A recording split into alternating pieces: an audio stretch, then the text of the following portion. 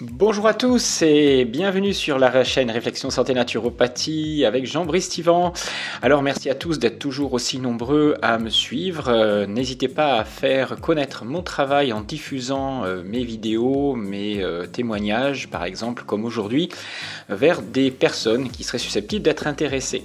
Vous êtes dans la deuxième partie d'un interview témoignage de Valérie Laforge sur sa guérison de cancer. Alors pour comprendre cette vidéo, ce podcast qui vous verrez est très intéressant, il est impératif donc d'avoir écouté bien sûr la première partie dans la vidéo précédente. Valérie, qui a été atteinte de 4 cancers, nous explique son parcours vers la guérison sans traitement. Mais dans cette deuxième partie, nous allons essayer de comprendre pourquoi elle est arrivée à développer ces 4 cancers, quelles sont les causes qui l'ont amenée à sa maladie et à ce moment-là de sa vie. Et en particulier aussi, pourquoi ce sont certains organes qui ont été touchés et pas d'autres. Je vais expliquer ici le sens de ces symptômes, leur lien avec son histoire, ses drames de vie, ses surstress majeurs qui ont été programmants de sa maladie. Alors si Valérie a accepté que l'on entre dans son intimité, c'est pour mieux comprendre dans un premier temps ce qu'elle a pu endurer tout au long de sa vie et mesurer réellement ses souffrances afin que vous compreniez comment le corps met en place des symptômes en réponse à ces surstress. Vous verrez qu'il ne fait rien par hasard, que votre cerveau biologique, qui est programmé depuis des millénaires pour nous adapter pour la survie, fait pour transmuter nos conflits, ici nos conflits émotionnels, en symptômes. Vous verrez aussi qu'il nous amène inconsciemment à nous confronter à nos souffrances refoulées en vue de les libérer pour enfin guérir. Finalement, j'espère qu'après ces 2 vidéos, vous comprendrez que l'on ne peut se contenter d'une vision réductrice de la maladie en ne se limitant qu'à l'hygiène de vie, qu'à l'hygiène alimentaire, car vouloir atteindre les causes profondes des cancers et de nombreuses autres maladies, cela ne peut passer que par une approche intégrative mettant en relation le plan physique, énergétique, psycho-émotionnel et spirituel. Encore un énorme merci à Valérie pour sa démarche qui j'espère va vous apporter un autre regard sur la maladie et donc sur votre santé, mais au-delà sur votre vie. Merci d'avance pour votre soutien, mettez un petit like, un commentaire bienveillant et n'hésitez pas à poser des questions à Nathalie ou à moi au sujet de ce travail. Nous essaierons bien sûr d'y répondre. Pensez aussi, si ce n'est déjà fait, bien sûr, à vous abonner pour soutenir ma chaîne. Et vous savez que vous pouvez commander aussi mes formations sous forme de stages audio auxquels vous pouvez accéder, enrichir vos connaissances, en particulier sur cette relation entre la maladie, le surstress, votre histoire de vie et votre cerveau. Mes formations audio que vous pourrez trouver donc sur alsacenaturo.com ou en me contactant directement à jbnaturo@orange.fr. Vous pouvez aussi m'appeler, je n'hésite pas à échanger par téléphone si besoin. Voilà, bonne écoute à tous dans cette interview très riche en émotions et en clés pour votre santé. On va passer maintenant à la deuxième partie, si tu veux bien, à essayer de comprendre comment on arrive, malgré une hygiène de vie correcte, à développer des cancers et pourquoi des cancers chez toi au niveau de l'utérus, de l'ovaire, du système lymphatique et non pas des cancers ailleurs. Et on va essayer de décrypter un petit peu ton histoire et moi, je vais faire les liens biologiques pour expliquer tout ça, si tu veux bien.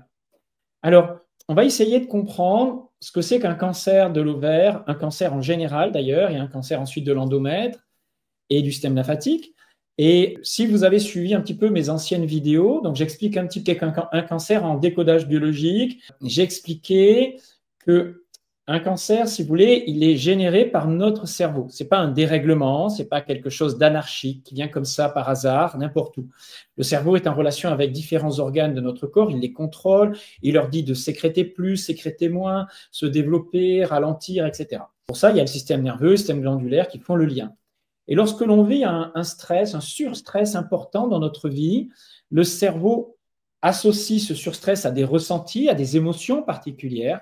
Ces émotions vont être, si la souffrance est telle et trop forte, se refouler. Et à ce moment-là, notre cerveau va chercher des solutions qu'il n'arrive pas à trouver dans notre vie pour nous faire sortir de cet état de surstress qui pourrait nous conduire à un état, on va dire, de mort ou d'épuisement. À ce moment-là, le cerveau met en place un nouveau programme pour apporter une solution que l'on n'arrive pas à porter dans notre vie. On dit, c'est Jung qui disait ça, ce que l'on n'arrive pas à exprimer dans la vie, à trouver comme solution dans notre vie intellectuelle, le corps va l'exprimer dans la biologie. Ce qu'on n'arrive pas à faire avec les mots, à MOT, à exprimer, eh bien, on va le biologiser dans les mots MAUX, si vous voulez. Et cette expression n'est pas en fait un dérèglement, elle est une solution biologique. Je m'explique. Imaginons que pour l'ovaire, c'est un cas très classique. L'ovaire a pour fonction de donner des gamètes, des ovules, qui vont permettre d'être fécondés et d'avoir des enfants.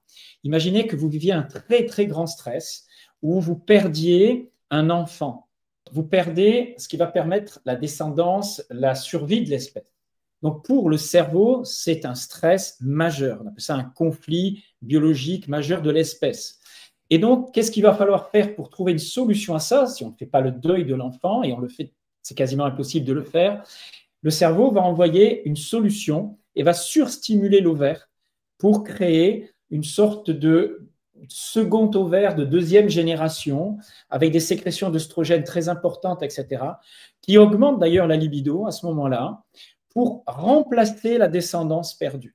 Alors, je ne vais pas m'étendre sur les réactions qu'il y a quand on fait un stress de ce type-là, mais le cerveau l'a engrammé comme ça depuis des millions d'années. L'ovaire est toujours associé à la notion de perte, perte d'un être cher, souvent la chair de ma chair.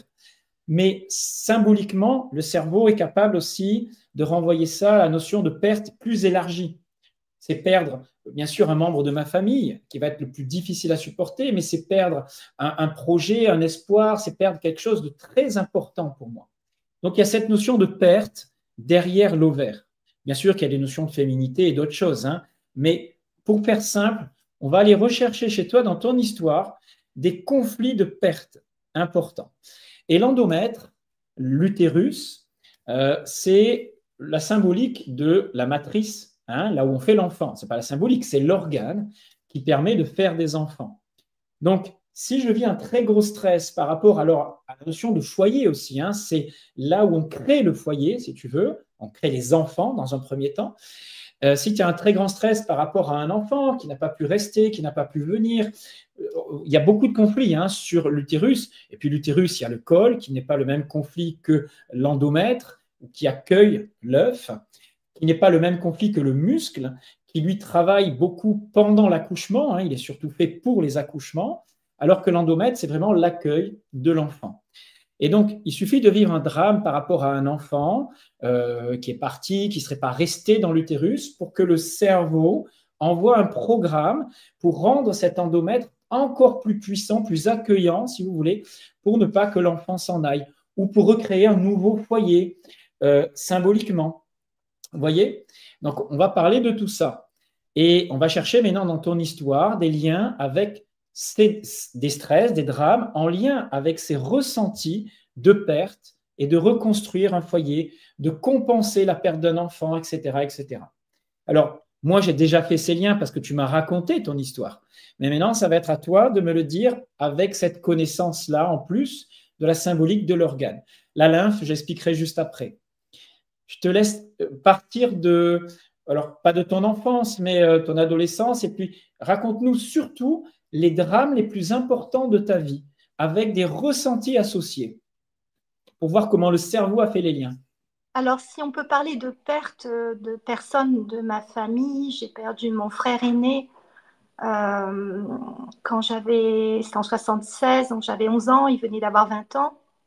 Je l'aimais énormément, c'était un grand paraplégique qui, qui a été paraplégique, il n'a jamais marché, il a fini sa vie à Berck, au centre des grands handicapés à Berck. Alors, je t'interromps juste parce que tu avais un lien particulier avec lui, affectif, Je l'aimais, je l'admirais. beaucoup, pas, qui Ah, venait compenser peut-être le fait que tes parents, avec ta maman, comme tu m'avais expliqué, la relation était plutôt conflictuelle et tu ne trouvais pas assez d'amour de ce côté-là. Peut-être que tu l'as réinvesti avec ton frère. Parce qu'en fait, on a considéré que si mon frère était malade, c'était ma mère a porté une culpabilité qu'elle n'aurait pas dû avoir. On disait que c'était de sa faute, en fait, si mon frère était malade. qu'elle aurait jamais dû mettre au monde un enfant handicapé et que ça venait d'elle, puisque je pense que c'est faux. Hein. Je pense qu'elle a porté une culpabilité qu'elle n'aurait jamais dû avoir.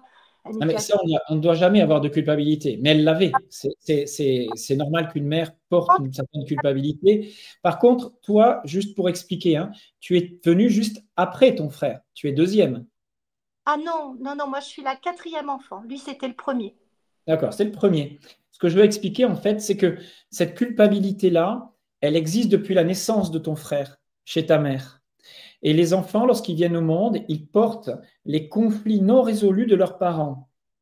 Donc, Hum, au fond de toi, il existe la culpabilité de ta mère aussi. hum. D'accord? Peut-être qu'elle s'est manifestée d'une certaine façon, mais on va y revenir peut-être à un autre moment.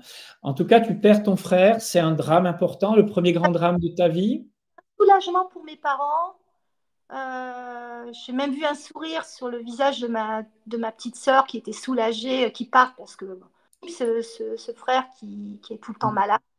Alors que D'accord. moi, je priais pour venir le voir parce que je admirais son courage. Il avait tout malgré sa souffrance. C'était extraordinaire. Pour moi, c'était un modèle de résilience.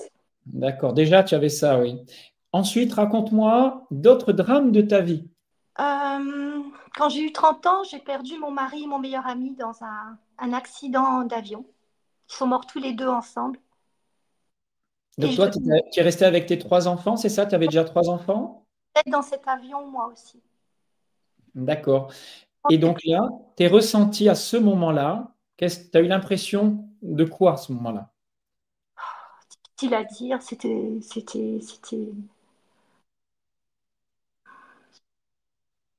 injuste, Donc, tu as de l'injustice. très en colère. Ensuite, tu as eu l'impression que ton monde s'écroulait, que tu avais tout perdu, que Oui, c'était ta faute. en fait, avec mon époux, on devait s'installer aux États-Unis avec nos enfants. C'était une nouvelle vie qui démarrait pour nous. On avait enfin réussi après 10 ans de travail. On avait monté une petite entreprise. On a déposé 8 brevets d'invention dans le monde. On était en train, on s'était toujours autofinancé, on s'est beaucoup privé. Et au moment où enfin on allait démarrer une nouvelle vie, il décède. D'accord. Donc, Donc, c'est quand même, c'était le drame de ta vie, hein, voilà.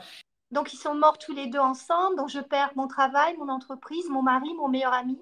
Tout Mhm. espoir d'une nouvelle vie. Et trois petites filles à élever. J'ai plus de boulot. D'accord. J'avais En pas fait, d'assurance. c'est ce J'étais qu'on jeune. appelle le conflit de perte ultime. Tu as tout perdu. Oui, tout. On est d'accord. Mais tu as eu cette résilience. Tu as continué comment? Bah, en fait, je suis tombée en anorexie sévère à ce moment-là quand... Donc ça fait écho à ce que tu as vécu dans ton enfance, adolescence avec ta maman, hein, d'accord? Je ne vais pas m'étendre là-dessus. On va avancer avec ton autre mari, si tu veux bien. Suite à la perte de mon premier mari, je suis restée 16 ans veuve. Et à 46 ans, j'ai rencontré quelqu'un. Et, euh, et j'ai décidé de, entre guillemets, tenter l'aventure de l'amour avec lui, alors que je ne voulais plus du tout refaire ma vie. C'est normal, hein, quand on a souffert autant. Et je me suis dit, allez Valérie, vas-y, lâche-toi, accepte l'amour qui rentre dans ta vie, etc. Donc au début, c'était vraiment merveilleux. J'étais persuadée que cet homme, c'était l'homme de ma vie, donc, le deuxième homme de ma vie en tout cas. Et puis les années passées, je me suis rendu compte qu'il me mentait beaucoup, qu'il me manipulait mes enfants, il manipulait tout son entourage, qu'il mentait, qu'il escroquait les gens. Enfin, c'était une horreur. Mais moi, j'étais dans le déni, je ne voulais pas le voir. Jusqu'à un moment D'accord. père qu'il avait escroqué ma propre fille. Mhm. Et là, ça a été. J'ai fait une sorte de burn-out. C'est là où je suis partie dans cette petite maison vivre en Lozère. Pendant D'accord. le cancer s'est déclenché un an après. D'accord. Et avant ça, tu m'avais dit que tu avais rencontré un homme violent. Oui, j'ai eu. C'était en 2003. Oui. Qu'est-ce qui s'est passé? J'ai fait la connaissance d'un homme. J'étais très attirée par lui. C'était quelque chose d'assez violent parce il avait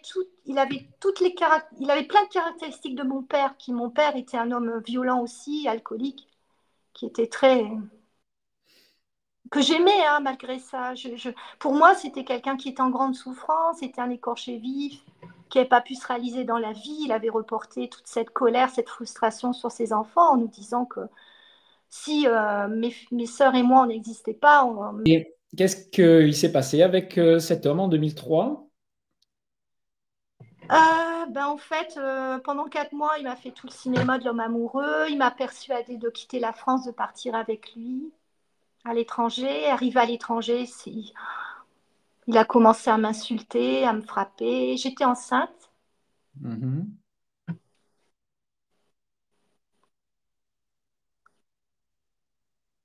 Il voulait pas de l'enfant. Il disait que j'utilisais l'enfant pour le piéger, que quand l'enfant naîtrait, il partirait avec l'enfant, que je le reverrai jamais. Enfin, il me torturait tout le temps avec cette grossesse. Et à un moment donné, ben, il m'a tabassé, mais il m'a frappé à mort, quoi. En insistant bien dans le ventre. Et voilà, j'étais qu'un bleu vivant, quoi. Et j'ai fui, j'ai mis mes filles dans la voiture. Et je suis partie en pleine. J'ai roulé 4 heures et demie. Et qu'est-ce qu'il t'a dit à ce moment-là au sujet de ton utérus? Tu m'as dit, il y a une phrase particulière. Parce que après cet événement-là, j'ai perdu mon bébé. Oui, tu as fait une fausse couche, oui. J'ai pas fait une fausse couche. J'ai été opérée Oui. parce que l'enfant était mort. Des coups. Bon. Hmm. Et donc, Je sais que c'est très difficile, hein, parce que c'est encore à vif et c'est difficile. On fait jamais vraiment le deuil d'un enfant qu'on a porté, hein. Mais pour une femme, c'est très, très dur. Merci de te mettre, de te dévoiler comme ça devant les gens. Mais voilà, si tu le fais, si je te le fais dire encore, c'est pour te montrer que, un, il y a encore de la souffrance, qu'elle n'est pas encore totalement évacuée, mais ça sera très difficile de l'évacuer totalement. Par contre, tu en as suffisamment enlevé pour pouvoir guérir. Et à ce moment-là, ce que je veux expliquer aux spectateurs, c'est que tu programmes ta maladie. Tu programmes quelque chose au sein de ton utérus pour le rendre plus protecteur, pour mieux accueillir un nouvel enfant, pour reconstruire un foyer, si tu veux. Là, ça n'a pas été possible. j'ai mis des années à comprendre qu'en fait, les mots que j'avais prononcés étaient comme une petite graine, comme un poison qui passait dans mes cellules, dans mon sang, puisque, je veux dire, 1 an plus tard, il est revenu dans ma vie, il a redébarqué chez moi et il m'a lâché quelque chose alors qu'il était responsable de cette perte. Et il m'a dit, tu as la matrice. C'est normal que tu aies perdu l'enfant, tu as la matrice pourrie. C'était d'une violence extrême. Et je pense que mon subconscient a dû accepter cette version-là, cette croyance-là, pour que par la suite, avec un petit événement peut-être moindre, moins important que la perte d'un enfant, c'est venu enclencher le processus du cancer. Alors, tu as mis le doigt exactement sur ce qu'on appelle des lois biologiques, hein, qui fonctionnent exactement comme ça. C'est-à-dire que sur le moment, la phrase, c'est ce qu'on appelle une phrase maladive, qui a Ah, constitué un conflit programmant. Ton c'est ça. cerveau l'a prise, mais l'a de suite refoulée quelque part, même si tu t'en souviens, il y a une partie de cette souffrance-là qui est trop insupportable que tu refoules. Mm, Et le cerveau va la garder en mémoire. Et il mm, suffit qu'à un moment donné de ta vie, tu as quelque chose de très stressant qui, qui te reconnecte à cette histoire-là pour que ton cerveau mette en place la solution, je dis bien la solution, qui aurait été celle qui correspondait exactement à tes ressentis à ce moment-là a posteriori. La solution, c'était rendre ton utérus plus fort, plus accueillant. Et ce qu'on considère être comme un cancer, en fait, n'est qu'un super programme pour modifier la structure de la matrice. Ce n'est pas du tout compris comme ça dans la biologie parce qu'on ne connaît pas certaines lois de la biologie, mais c'est une réponse qui va dans le sens d'un dépassement de ce surstress que tu as vécu à l'époque. Et tu as exactement exprimé ça comme ça, là à l'instant, c'est vraiment ce qu'on appelle une phrase maladisante. mm. Ça crée une croyance que ton cerveau enregistre. Et donc guérir, c'est changer cette croyance, c'est la lâcher profondément. Et c'est Mm. ça que tu as réussi à faire. Et donc là, on a l'ovaire, on a les conflits pour l'ovaire, on a le conflit pour l'endomètre. Le système lymphatique, c'est un système qui surstimule la protection dans le corps. Le système lymphatique, c'est le système immunitaire, hein. Il y a toutes les cellules qui nettoient, mais aussi qui protègent, les globules blancs, etc. Donc, ça renvoie à la notion de protection des organes quand on sent qu'ils sont atteints déjà, mais aussi la protection profonde dont on a besoin et que l'on n'a pas eu. Toute ta vie, tu as été soumise à des agressions. Hein, tu n'as pas pu te défendre comme tu aurais pu.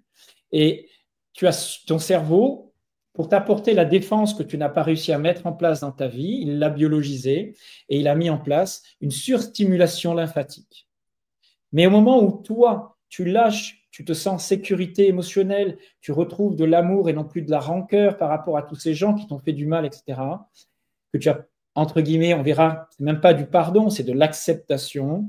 Tu fais ton lâcher-prise et tu n'as plus besoin de tes symptômes, tu n'as plus besoin de ta maladie pour t'apporter ce que tu es capable maintenant de t'apporter, parce que tu as ressenti l'amour, etc. Oui. Tu vois ce qui s'est passé inconsciemment. Mais peut-être que tu avais fait déjà un gros travail sur toi, peut-être que tu savais accueillir la vie, etc. Donc, pour des gens, ça va paraître incompréhensible tout ce qu'on dit, mais en tout cas, ça a été ton histoire, ton parcours à ce moment-là. Toi, comment tu attribuerais cette guérison? Qu'est-ce que tu en dirais aujourd'hui? Qu'est-ce que tu voudrais passer comme information aux gens? Je pense que maintenant, bon, c'est mon ressenti, c'est qu'en fait, c'est toujours à la base le manque d'amour. Mm. Le manque d'amour pour soi-même.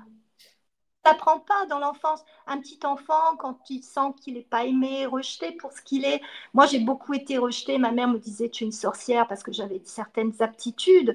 Et ma mère avait peur de ces aptitudes. Elle avait peur de moi.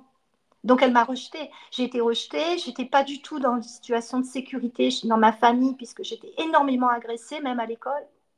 Mm. J'étais Puis tu très avais un père alcoolique qui était censé te protéger, qui au contraire était agressif. protégée. Dans ma famille, c'était un nid insécure. J'étais toujours dans j'étais toujours à essayer de trouver de la sécurité quelque part. Je n'en trouvais ni dans ma famille, nulle part. Il y a Boris Cyrulnik qui dit à ce propos-là que si on n'a pas cette niche protectrice, niche émotionnelle, on va faire des enfants qui plus tard sont susceptibles justement d'être confrontés à une sorte de surstress et vont réagir très fortement à de nouveaux surstress. Et ensuite, alors ça il ne le dit pas, mais le cerveau est branché sur attirer à lui pour revivre des situations qui n'ont pas été achevées émotionnellement. Et Parce qu'on parce qu'en fait, il veut se libérer de ça et il a besoin de se confronter à un nouveau agresseur. voilà, et les personnes qui disent mais je comprends pas, j'attire toujours les mêmes personnes qui me font du mal parce que on cherche inconsciemment à revivre, à gagner la bataille, à gagner la guerre. C'est-à-dire à chaque fois on va se remettre dans une situation pour régler une bonne fois pour toutes ce problème-là. C'est ça, mais ça ne se fait pas dans l'opposition. Ça ne se fait pas en montrant qu'on veut avoir raison, qu'on a raison, qu'on est mieux que l'autre. Non, Parce que sinon, on est dans une sorte de jugement qui nous non, laisse dans un état de surstress, de dire, voilà, toi, tu m'as fait du mal, tu avais tort, alors, ok, je peux te pardonner. Mais non. quand on pardonne, on juge que l'autre a mal fait. Alors, bien sûr que pour la société, c'est mal ce que tu as subi, des violences, l'insécurité, l'agression sur l'enfant, c'est horrible. Et toi, pour guérir, tu n'as pas jugé ça. Tu as compris qu'ils étaient malades, qu'ils avaient besoin d'aide aussi, qu'ils souffraient comme toi. Et donc, tu n'as juste qu'accepté ce qui t'est arrivé et accepté aussi que peut-être tu étais obligé de passer par là Oui, pour absolument. te libérer de tes souffrances à toi aussi. C'est absolument, c'est ça. C'est ça. L'événement quand j'étais petite, je le revois, pourtant je vais avoir 60 ans, mais j'ai 7 ans, je suis dans la cour de récréation et c'est vrai qu'à l'école, beaucoup de filles me frappaient. J'étais assez rejetée aussi. Voilà. Et une fille arrive vers moi, elle fait une tête de plus, elle me met une claque, elle me dit, toi, je t'aime pas. Et je tombe par terre, mais tellement. Et elle a deux petites copines avec elle derrière, ils sont trois devant moi, comme ça. Et elle me gifle, je tombe par terre et je me relève et je prends la main avec laquelle elle m'a giflé. Déjà à cette époque, je ressentais que c'est toujours le manque d'amour en fait. Et en fait, cet enfant, je lui ai pris la main et au lieu de lui répondre par l'agression, alors qu'elle-même, elle souffre. Je lui dis, je m'en souviens très bien, c'est limpide pour moi. Je lui dis, mais comme tu dois être malheureuse et en colère pour me frapper.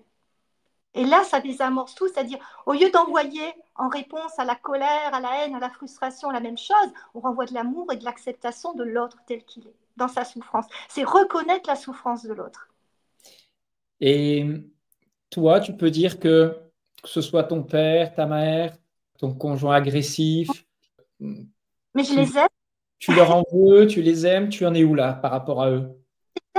parce que c'était des personnes qui étaient en grande souffrance et qui n'avaient pas d'autre moyen d'exprimer de sortir que d'agresser quelqu'un qui fait miroir avec eux et qui leur envoie quelque chose qu'ils ne supportent pas, qui les rend pas à eux-mêmes. J'ai un manque d'amour, je souffre, elle me dérange.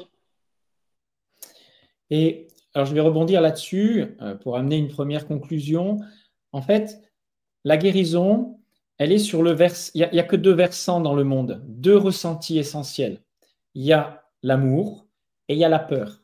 Oui, Derrière l'amour, il y a tout ce qu'on peut mettre comme la résilience, entre guillemets, le pardon, l'accueil, la bonté. On est sur le versant du lâcher-prise, du don, du système vagal sur le plan biologique, du relâchement, de la détente. Alors que si on est sur le versant de la peur, et derrière la peur, il y a, on va dire, voilà, tout ce qui est la frustration, la rancœur, la haine, la souffrance, enfin, tout ce qu'on peut éprouver, entre guillemets, de négatif, parce que dans la biologie, il n'y a pas de plus et de moins, hein, il y a juste des ressentis. Si on bascule sur ce versant de la peur et qu'on reste dans ce versant-là, on reste donc dans la souffrance et on reste sur un versant du système sympathique qui est celui qui génère le symptôme. Hein, on se sent, on n'arrive pas à réagir correctement dans la vie, il y a trop de souffrance, donc le cerveau est obligé de nous apporter une autre solution à travers un symptôme qui est du versant de ce surstress qu'on appelle le système sympathique. Et il ne suffit pas de se détendre et de dire, ouais, je vais méditer et je vais me détendre et je vais guérir. Il faut lâcher au plus profond de soi cette souffrance, cette rancœur, cette haine qu'on peut avoir vis-à-vis de notre bourreau, entre guillemets, parce que parfois il y en a, mais des fois il n'y en a pas, hein, c'est juste des culpabilités qu'on porte qui n'ont aucune raison d'être, mais comme on a été programmé pour ça toute notre vie, c'est ce qu'on appelle des conflits d'affinité biologique. C'est pour ça que notre histoire, notre maladie, elle ne commence pas au moment où on a ce qu'on appelle un conflit déclencheur, au moment où tu te fais agresser et tu t'en vas, il y a un déclenchement de quelque chose, mais on est à la relecture de moult événements où tu as déjà eu tous ces ressentis-là, qui sont programmés souvent dans l'adolescence, dans l'enfance, même avant ta naissance, dans l'histoire des parents. Et on est là pour trouver une solution à ça. Et tant qu'on ne la trouve pas, on dit que les conflits deviennent de plus en plus forts, deviennent de plus en plus oppressants, et on ne peut pas y échapper. C'est notre cerveau qui nous met face à ce que l'on est au fond, en fait. Et toi, tu as vraiment, à un moment donné, réussi à tout lâcher, être dans cette acceptation. Et c'est pas beaucoup de personnes qui arrivent à ça. Mais quand on écoute les gens, par exemple dans le livre dont je parlais tout à l'heure, hein, ils étaient tous condamnés, il s'est toujours passé cette notion de lâcher prise. Vraiment, on voit dans leur histoire les drames monstrueux, hein, il y en a qui se sont fait torturer et qui ont réussi à aller voir leur bourreau et leur dire, en gros, je vous pardonne parce que vous devez souffrir, etc., comme tu l'as fait. Voilà.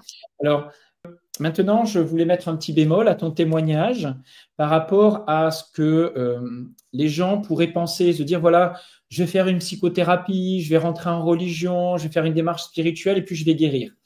Ça ne veut absolument pas dire que l'on n'a pas besoin de la médecine. Absolument. On a besoin de la médecine pour comprendre le symptôme que l'on a, pour peut-être avoir un traitement si on accepte un traitement, pour une opération si on pense qu'on est en danger immédiat. Ce que fait le médecin est très important. Donc, je le redis, n'allez pas croire qu'en priant, vous allez tout guérir. La prière doit vous aider à contacter en vous la souffrance pour la libérer. C'est ça, en fait, le message qui est important. Mais tant que vous n'avez pas libéré ça, vous aurez besoin de toute façon de la médecine. Et la médecine est très importante pour un diagnostic et pour pouvoir orienter ensuite, comprendre les ressentis, l'histoire, les liens et faire un travail de thérapie aussi libérateur. Voilà. Donc, c'est tout ce que moi, j'essaye, m'évertue à expliquer à des personnes qui pensent que les cancers ou d'autres maladies ne sont liés qu'à des désordres métaboliques, à l'alimentation, qu'à l'hygiène de vie. Et toi, tu es consciente de ça parce que tu avais une très bonne hygiène de vie hein, jusqu'à ton cancer. Je faisais beaucoup de sport. Je courais tous les jours dans la montagne 1 heure et demie. Je faisais de la musculation, mais à la choisie. Hein. Ouais, donc tu étais au contact de la nature, tu bougeais, tu mangeais bio. Alors tu mangeais, on va dire, des choses pas trop transformées, je suppose, pas trop de glucides ou de choses comme ça. Du jardin, des œufs de poule fermières, non, les produits les plus simples et je cuisinais tout moi-même. Hein. Je faisais pas de surgelé, pas de plat cuisiné. Non. Et donc, tu as quand même eu un cancer. Donc, je veux Ah, bien expliquer que si on se limite à cette vision de dérèglement métabolique, on ne comprend rien. Hein. Et il faut s'ouvrir à ce qu'on appelle la médecine intégrative, même si tu vois, le jeûne a peut-être aidé à finir de nettoyer des choses, même si il se passe des choses et il faut jeûner à un moment donné, peut-être dans ton parcours, il fallait que tu le fasses, c'est comme ça, et ça va aider aussi d'autres personnes, mais pour d'autres, ça ne sera pas la solution ultime, parce que moi, j'ai connu des personnes qui avaient des fibromes et qui se sont mis à jeûner pendant 21 jours. Elles avaient un fibrome gros de la taille d'une orange, hein. Et au bout de 21 jours, il a été totalement autolysé. Il a oui. disparu, mais elles sont revenues dans la vie et le fibrome est revenu. Parce que, au fond, le conflit était toujours là. Et elle a recommencé d'ailleurs à rejeûner 25 jours, plus 2 ans après. Et pareil, c'est parti et c'est revenu. Normal, on enlève le symptôme, on ne supprime pas la cause. Voilà, et même le jeûne, etc. Mais voilà, ça ne veut pas dire qu'à un moment donné, le jeûne n'est pas utile non plus. Donc, il faut vraiment bien comprendre comment les choses se mettent en place pour accéder, on va dire, à la compréhension globale de l'histoire. Et si on reste figé sur une vision énergétique ou sur une simple vision métabolique, sur une vision même que psychologique ou que spirituelle, pour moi, ça ne suffit pas. Il faut faire les liens dans toutes ces dimensions-là. Mais en tout cas, ton témoignage, pour moi, est extraordinaire. Il montre vraiment comment les choses se mettent en place.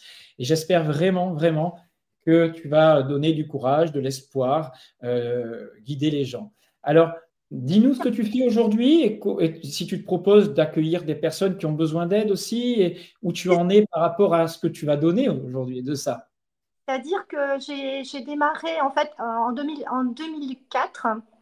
C'est en 2004, j'ai rencontré un vieux guérisseur avec qui je suis devenue très amie, qui est décédé en 2019. Et c'est lui qui m'a initiée à la guérison. C'est lui qui m'a dit que j'avais un grand pouvoir. Enfin, lui, il voyait ça comme un pouvoir. Il m'a dit que vous êtes une très grande guérisseuse d'âme et de corps. Ok, et tu Et fais quoi aujourd'hui? Tu t'occupes de quel type de personnes? Comment? ils m'ont jamais arrêté. D'ailleurs, ma fille aînée, quand j'ai eu le cancer, m'a dit à force de soigner les cancéreux, regarde ce qui t'arrive. Tu as pris le. Non, ça vient d'ailleurs. Bien sûr. C'est pas parce qu'on est guérisseur qu'on ne vit pas des conflits, des drames, des stress et que ça peut générer une maladie. Il faut rester. Corps humain aussi, comme tout le monde. Hein. C'est pas. Bien sûr. Bon, actuellement, je soigne à distance. Donc pas en présentiel, parce que bon, je suis en plein emménagement, déménagement, je suis dans un nouveau départ. J'ai l'intention de faire une activité d'accueil couplée aux soins et pour amener les personnes à. Je ne dis pas que je guéris. Être guérisseur, c'est pas ce qu'on devrait dire. C'est amener des clés, une ouverture d'esprit de conscience à des personnes qui sont perdues. Et c'est ce que je fais. Des personnes qui viennent vers moi en disant oh là là, je m'en sors pas de ci, je m'en sors pas de ça. Et je les ouvre à autre chose. On ne peut que s'auto-guérir à condition d'être parfois un petit peu guidé, qu'on nous oriente, qu'on nous aide à voir nos ressentis. Transmettre en fait déjà beaucoup d'espoir qu'il est possible de guérir. Mais il faut s'en donner les moyens. Parce que les personnes qui viennent en disant allez, un coup de baguette magique, t'es guérisseuse, tu me sauves. Non, c'est pas comme ça que ça fonctionne. Moi, je vais t'amener sur un terrain où tu vas dire mais pour une prise de conscience. Et c'est la personne qui va se guérir. Mais moi, j'apporte des clés. Autre chose, c'est-à-dire que les personnes m'envoient une photo de leurs problèmes. Bon, là, j'ai soigné un monsieur qui était vraiment très, très mal en point, qui est complètement sur pied, parce que je fais des soins à distance sur photo. Voilà, je coupe le feu, je fais partir le zona, des choses comme ça. Mais ça me Oui, demande. ce sont les guérisseurs classiques. Mais toi, en plus, je pense qu'à un moment donné, tu les aides à réaliser ce qu'on appelle une transformation interne. Parce que il y a des moments donnés où si tu ne changes rien en toi, il ne se passera rien au niveau symptomatique. Non, parce que c'est pas, la solution ne vient pas de l'extérieur, elle est en nous. Mais c'est à la personne qui arrive dans la vie de ces personnes qui sont en souffrance de leur dire, de ne faire mettre le doigt sur un truc dont elles n'avaient pas conscience. Et ça va venir enclencher un processus de guérison. C'est ça la libération émotionnelle, c'est d'abord prendre conscience de ce qu'on a refoulé dans la souffrance. Si tu permets, je mettrai tes coordonnées si des gens veulent te contacter. Pouvoir aider les personnes en souffrance, parce que c'est mon but premier, pourquoi j'ai accepté de faire ce témoignage, c'est aussi pour dire il y a de l'espoir. Tout n'est pas fini. C'est pas parce qu'on vous dit vous allez mourir, vous êtes foutu, parce qu'on n'a pas arrêté de me le dire, que c'est vrai. D'accord. On est responsable de sa vie et on est capable, on a les capacités, on a de puissantes capacités d'auto-guérison. Donc je voulais préciser que des cas comme les tiens ne sont pas monnaie courante, hein, on est bien d'accord, mais ça existe. Hein, il y a des livres qui ont été écrits là-dessus avec ces témoignages de médecins. D'ailleurs, c'est des médecins qui ont récupéré les témoignages hein, dans le livre dont je parlais tout à l'heure de Jan Tiberghien. Et en tout cas, il faut avoir fait, je pense, déjà un bon travail avant, mais c'est à la portée de tous. Maintenant, n'allez pas rejeter tout de la médecine, n'allez pas non plus. On ne guérit pas dans un état de conflictuel, c'est-à-dire qu'on guérit dans le lâcher-prise et on ne se bat pas contre la maladie pour guérir. Quand je dis c'est un lâcher-prise, c'est-à-dire qu'il faut faire la paix à un moment donné avec soi, avec sa maladie, c'est la comprendre et non pas lutter contre. Vous savez, on vous dit il faut se battre contre le cancer. Mais quand vous vous battez, vous êtes sur le versant guerrier, vous êtes sur le versant du stress. Et ça veut dire que vous ne comprenez pas le sens de votre maladie. La maladie n'est pas là pour nous faire du mal, en fait. Elle est venue pour nous pousser au-delà de nos... Pour nous aider à dépasser ce qu'on n'a pas résolu, tout simplement en nous et nos souffrances. Surtout le cancer, c'est vraiment le stade ultime. C'est qu'on a, voilà, la vie a essayé de nous montrer, mais regarde, et on n'a pas vu, on a raté des opportunités de voir parce qu'on était dans une forme de déni, parce que c'est douloureux hein, de travailler sur soi. Moi, j'ai vraiment travaillé sur moi. Le problème, c'est moi qui dois trouver en moi qu'est-ce qui m'arrive, qui je suis, surtout qui vous êtes, qui je suis. Très bien. Mais écoute, en tout cas, Valérie, magnifique, bravo. Je te félicite aussi d'abord pour ton parcours qui est exceptionnel. Et j'espère que tu pourras aider encore beaucoup de personnes. Et pour les personnes qui n'ont pas très bien compris tout ce qu'on a dit et qui veulent comprendre vraiment les mécanismes qui existent entre le cerveau, les ressentis, les organes, la maladie, voilà, il existe des formations que je mets à disposition qui sont vraiment pas chères, à la portée de tous et qui pourront vous aider à faire des grands pas, où j'explique tout ça, voilà, ça existe. Ça s'appelle décodage psychobiologique de la maladie et c'est une vision très globale, mais aussi très rationnelle et physiologique des choses. Voilà, en tout cas, merci encore. Peut-être qu'on se reverra à un autre moment. Tu es d'accord, bien sûr, je veux te faire dire quand même que tu es d'accord pour qu'on mette tous les noms, ton nom, que tu as témoigné à visage découvert, parce que là, on a révélé des choses de ta santé et de ta vie. Hein, donc, on est rentré dans ton intimité et voilà, c'est de ton plein gré que tu acceptes ce témoignage devant tout le monde. Hein, on est bien d'accord. Hein, il n'y a pas de secret médical. Hein, on est bien d'accord puisque tu l'as voulu comme ça. En espérant que ça puisse aider les gens, puisqu'il faut être honnête et leur montrer vraiment tout hein, pour comprendre ce qui s'est vraiment passé. En tout cas, je te remercie pour cela. Et Valérie, bah, écoute, à très bientôt et félicitations. Merci, merci. Vous pensez avoir toutes les clés pour rester en bonne santé, en appliquant quelques conseils piochés ça et là sur Internet. Mais avez-vous vraiment les connaissances pour comprendre et personnaliser ces conseils? J'ai décidé de condenser 30 ans de mon expérience et 25 ans d'enseignement en une série de formations audio-vidéo sur tous les domaines de la naturopathie et du décodage psychobiologique. Métabolisme, nutrition, jeûne, hormèse, mouvement, bilan de vitalité, analyse sanguine, étude des tempéraments, techniques naturelles de santé, relations cerveau, psychisme, organes et sens profond des maladies. 30 formations disponibles à la demande pour apprendre sur les principes vitalistes de la naturopathie, comprendre l'origine des symptômes et agir concrètement de manière individualisée. Que vous soyez étudiant en naturopathie, praticien ou simplement désireux d'accéder à une santé optimale, ces formations sont faites pour vous, que ce soit sous forme de stage à la carte ou en intégrant le programme complet sur alsacenaturo.com.